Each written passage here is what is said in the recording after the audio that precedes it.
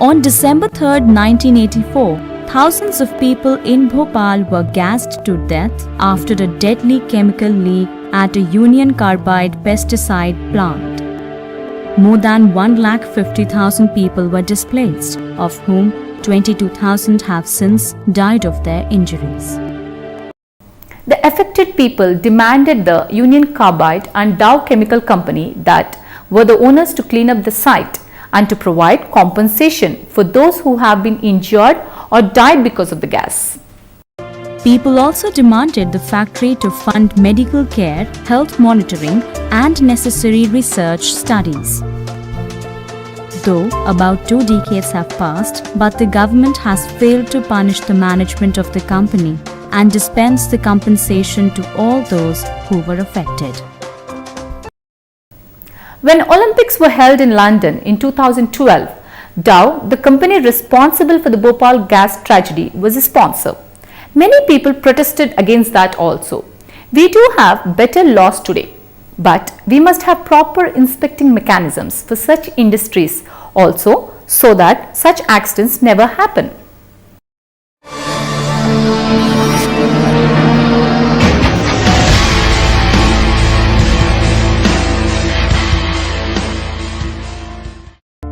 Many environmental movements have taken place around the world as well as India.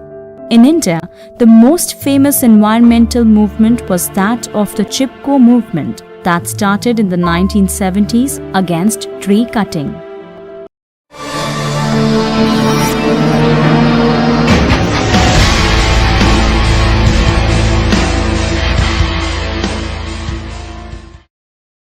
Narmada Bachao Andolan is the most powerful mass movement started in 1985 in Gujarat and nearby areas against the construction of huge dam on the Narmada river. Narmada is the India's largest west-flowing river, which supports a large number of tribal and rural people. The Sardar Sarovar Dam displaced more than thousands of people. The big fight was over the resettlement or the rehabilitation of these people. They demanded compensation for the families who were displaced. Indian government had taken millions of dollars of loan by the World Bank. The affected people staged their anger and concern by means of hunger strikes, non-violent protests, and garnering support from film and art personalities. Narmada Bachao Andolan was spearheaded by leaders like Medha Patkar and Baba Amte. The NBA was also criticized by blocking much needed development in drought-hit areas. The central government claimed that for every person displaced by the project, 100 more will benefit from power generation and irrigation. Well, though the movement failed to stop the building of the Sardar Sarovar Dam, it succeeded in forcing everyone to think about getting the priorities right, environment and welfare of the poor over the development or vice versa.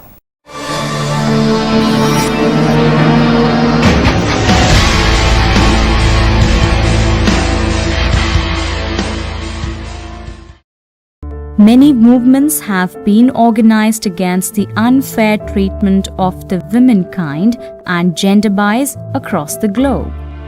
In 1992, the women of Duba Gunta village in Nellore protested against the liquor shops because of the harassment that they had to bear because of their drunken husbands that consumed local liquor known as arak.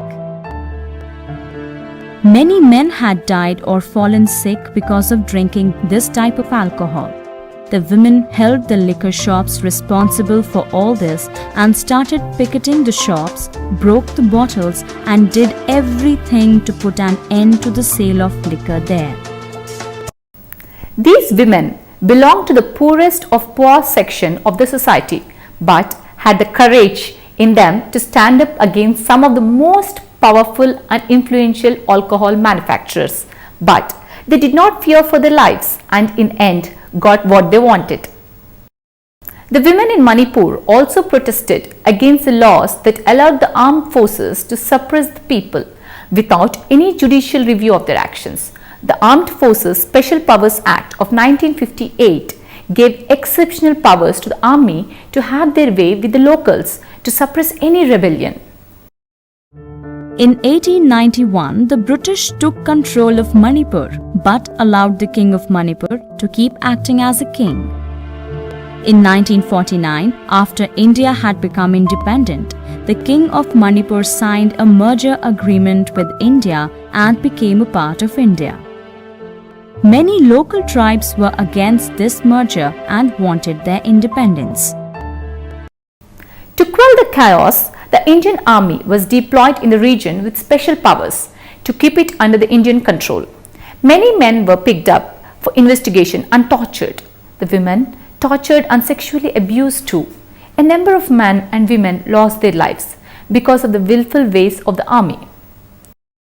Myra Paibi, which means torch bearers, was a movement started to prevent public disorder due to alcohol abuse in the late 1970s, but it gradually took shape of a human rights movement campaign and protest against the cruelties of the Indian army. The women took responsibility of patrolling the streets for their safety and to maintain peace in the community. They used to be taking turns and constantly guarding the region with just a bamboo stick and a torch in their hands.